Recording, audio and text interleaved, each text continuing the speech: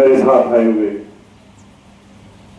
दीपक गहलोत जी, नवीन जी और विक्रम बेनीवाल जी, गांव के सम्मान के योग्य मेरे बुजुर्गों, मेरे नौजवान साथियों, दोस्तों, भाइयों और छोटे बच्चों, और मेरे नौर भादरा से मेरे पत्रकार भाई, जो हमारी आवाज, जो गांव की आवाज, क्योंकि गांव की आवाज ये बड़े चैनल नहीं पहुंचाते, वो तो पैसे वालों की, कॉर्पोरेट हाउस की बात पहुंचाते हैं। तो हमारी आवाज पहुंचाने वाले जितने यूट्यूब चैनल वाले मेरे साथी गांव में पधारे हैं, आप सबका बहुत बहुत धन्यवाद और आप सबको राम राम। साथियों, मैं तो पिछले 17-18 साल से हनुमानगढ़, गंगानगर, बीकानेर, चूरू, झुंझुनू, नागौर, सीकर, जैसलमेर, बाड़मेर, जोधपुर, पाली, सिरोही, जालौर, ये अरावली पर्वत से, राजस्थान को अरावली पर्वत ने 2 भाग में बांटा हुआ है। और मैं इस प्रदेश की एक मरु प्रदेश के लिए, एक नया प्रदेश बनाने के लिए एक आंदोलन चला रहा हूं। मैं आपका समय ज्यादा न लेते हुए मैं बताना चाहता हूं कि 2003 में मैंने एक बार भारतीय जनता पार्टी में रहते हुए, मैं जब राष्ट्रीय कार्य समिति की हिंदुस्तान की टीम में था, शिवराज सिंह चौहान राष्ट्रीय अध्यक्ष थे, तो हमने देश में तय किया था कि हम एक एक गांव गोद लेंगे। तो तब साथियों मैंने पन्नू गांव को गोद लिया था और उसमें माननीय भैरव सिंह शेखावत साहब उसमें आए, शिवराज जी आए और बहुत से लीडर आए थे। और तब हमारे क्या होता था, मैं प्रोग्राम के लिए जब गांव गांव में प्रोग्राम करने जाता था, शाम को पन्नू धर्मशाला में रुकता था और सुबह दिल्ली या कहीं भी किसी नेता से संपर्क करने के लिए मुझे 40 किलोमीटर दूर राउतसर जाकर के फोन करना पड़ता था। जब धांधु और मुटेर और उन गांव में जाते थे, तो जब गांव में जाते थे तो साथियों 2 गिलास पानी मिलता था। एक गिलास ये कहते थे कि मुंह धो लो और खारे पानी से, और दूसरे से आप पानी पी लो, क्योंकि वो अर्जनसर से 21 किलोमीटर दूर से पानी पीने के लिए लाते थे। जब हमारी रैली खत्म हो गई, मैंने गांव में रैली की, माननीय भैरव सिंह शेखावत सब जब खाना खा रहे थे, तो मैंने उनसे एक सवाल किया।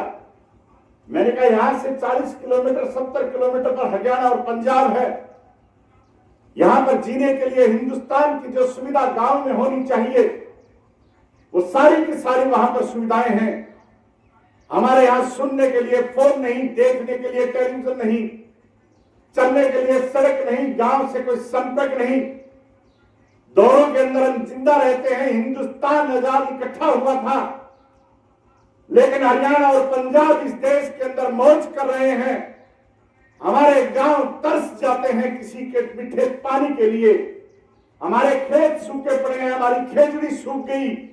लेकिन हरियाणा और पंजाब के अंदर जब इकट्ठा हिंदुस्तान आजाद हुआ, तो हमने ऐसी कौन सी गलती कर दी कि वहां पर तो किन्नू का रस पिया जाता है और हम खेजड़ी हमारी हम बचा नहीं सकते। तो माननीय भैरव सिंह शेखावत ने मेरे को कहा कि मुख्यमंत्री चाहे मैं बन जाऊं, चाहे राजा हरिश्चंद्र बन जाए, चाहे श्री राम बन जाए, लेकिन इसका कोई भला हम हरियाणा और पंजाब के मुकाबले में नहीं कर सकते। वो इसलिए नहीं कर सकते कि हिंदुस्तान का तो सबसे बड़ा प्रदेश है ही, लेकिन दुनिया के 110 देशों से बड़ा प्रदेश है। इसका मुख्यमंत्री गांव को नहीं जानता, गांव वाले मुख्यमंत्री को नहीं जानते, कलेक्टर गांव में नहीं पहुंच सकता, गांव वाले कलेक्टर तक नहीं पहुंच सकते, तो इसका भला कैसे हो सकता है। हरियाणा, पंजाब, हिमाचल प्रदेश, गोवा, उत्तराखंड, इन प्रदेशों में मुख्यमंत्री गांव गांव में जाता है, गांव के लोग मुख्यमंत्री से डायरेक्ट बात करते हैं।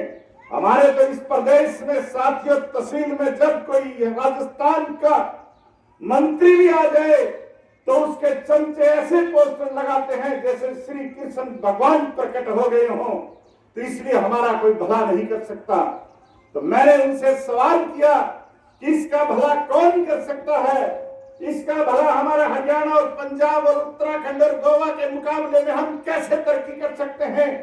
तो इसका उन्होंने कहा कि एक ही तरीका है, और वो तरीका है कि अलग मरु प्रदेश बन जाए तो ये हिंदुस्तान के किसी राज्य से मुकाबला नहीं करेगा। जिस दिन मरु प्रदेश बन जाएगा उस दिन उसका मुकाबला दुबई के साथ होगा, क्योंकि इस धरती के अंदर जो चीज है वो दुनिया के किसी राज्य में नहीं। यहाँ पर इतने मिनरल्स हैं, यहाँ धरती के नीचे इतनी चीज है कि यहाँ पर जिप्सम है, यहाँ पर कॉपर है, यहाँ पर चांदी है, यहाँ पर मिनरल्स इतने हैं, लिग्नाइट है, यहाँ पर कोयला है, यहाँ पर इतनी चीजें हैं जो हिंदुस्तान के किसी राज्य के पास नहीं। हमारे यहाँ धूप से बिजली बनती है, पानी से बिजली बनती है। अगर यहाँ की कोई चीज में कमी है तो कोई चीज की कमी नहीं। कमी क्या है? हमारे यहाँ का किसान इतना मजबूत कि 45 डिग्री 55 डिग्री में भी काम करता है और माइनस डिग्री में काम करता है। हमारा यहाँ का सैनिक हमारे हिंदुस्तान की फौज में जब हिंदुस्तान के ऊपर कोई आपत्ति आती है तो 45 और 55 डिग्री में बॉर्डर पर पाकिस्तान के साथ लड़ता है और माइनस डिग्री में लद्दाख के अंदर जाकर के अपनी शहीदी इस देश को बचाने के लिए देता है। जब हिंदुस्तान के अंदर 10 लोग शहीद होते हैं तो मरु प्रदेश के लोग 4 लोग मरु प्रदेश के लोग इस भारत को बचाने के लिए, इसकी रक्षा के लिए अपने संविधान अपना बलिदान देते हैं। तो हमारे जवान में कमी नहीं, हमारे किसान में कमी नहीं, हमारी धरती में कमी नहीं, हमारी धरती के नीचे कमी नहीं, हमारे आकाश में धूप में कमी नहीं, हमारी हवा में कमी नहीं, हमारे व्यापारी में कमी नहीं। यहाँ का व्यापारी साथियों देश और विदेश में जाकर के कमाता है और फिर यहाँ बावड़ी और स्कूल और ये कोई ना कोई गौशाला में दान आकर के देता है। तो हमारे किसी चीज की कमी नहीं। कमी है तो हमारे नेताओं की नीयत में कमी है। अगर कोई कमी है तो हमारे नेताओं के विजन में कमी है। हमारे नेताओं का क्या विजन है? हमारे नेताओं का सिर्फ एक ही हल्के वाइज विजन है, मैं बन जाऊं, मेरा बेटा बन जाए, मेरा सारा बन जाए, मेरे सारे की बहू बन जाए, मेरा सारे का सारा बन जाए। पंचायत समिति से लेकर के गांव के सरपंच भी अगर कोई बनना हो तो उनके रिश्तेदार ही बनने चाहिए। इसलिए उनकी विचार जो है वो सिर्फ ये है गांव में जातवाद फैलाना, ये जात है, ये नॉन जात है। लेकिन हमारी बात पहुंचनी नहीं देते कि विकास क्या है। क्या आप मानते हो कि गांव में एक जीएसएस लगाना विकास हो गया?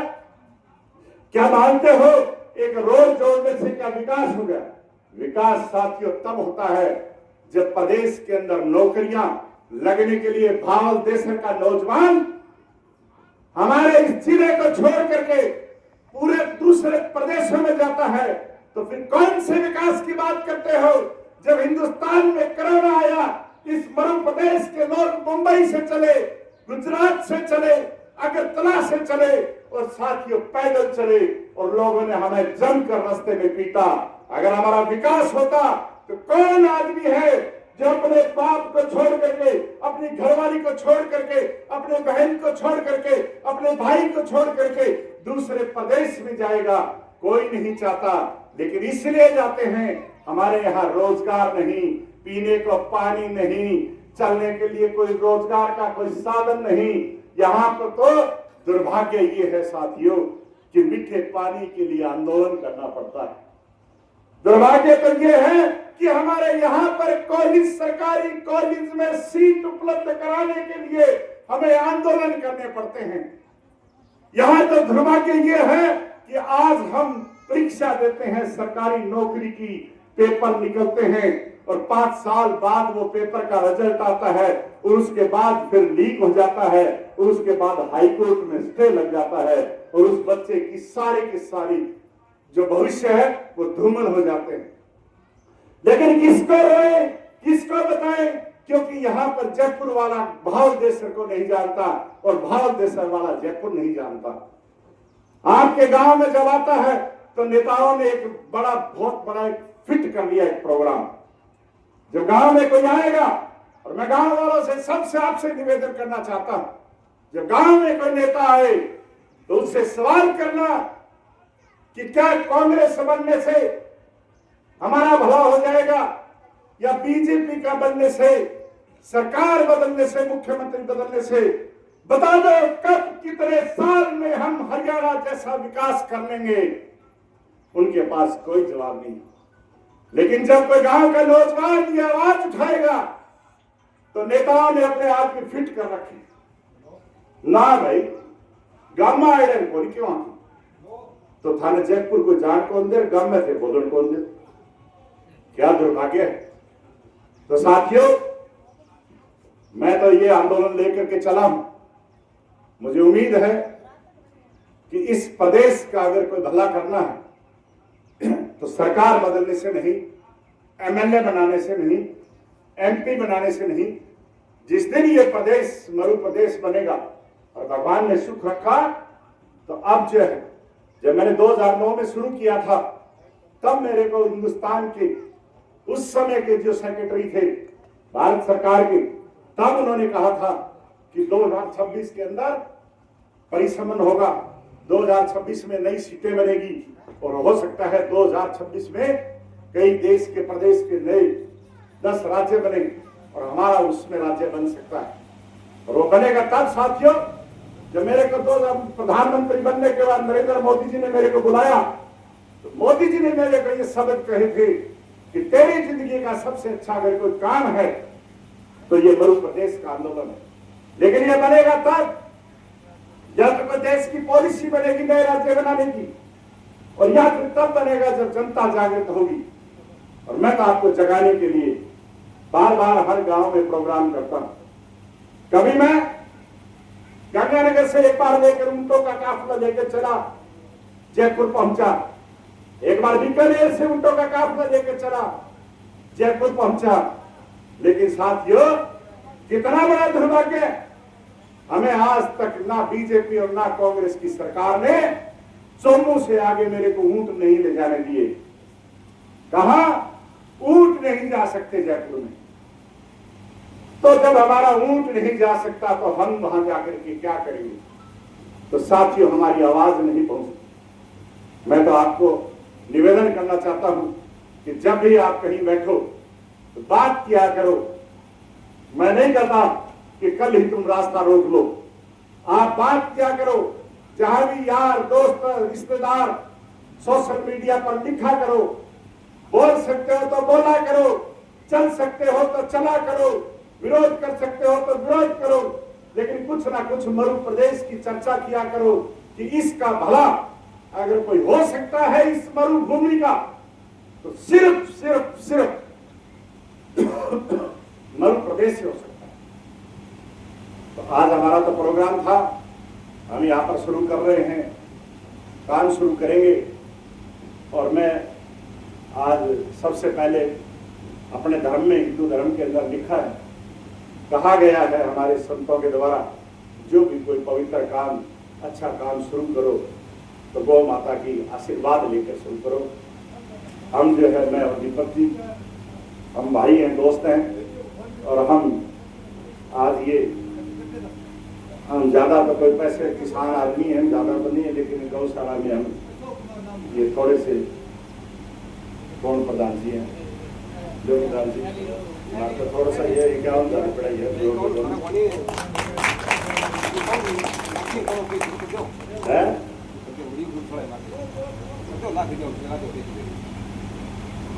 चलता ही रहा फिर एक दिन फिर अगला कौन जाओगे कभी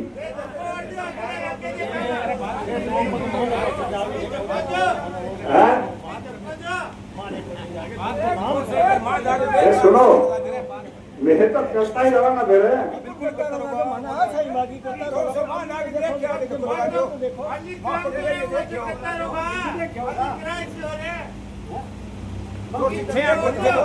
अरे मैं बताऊंगी एक बात,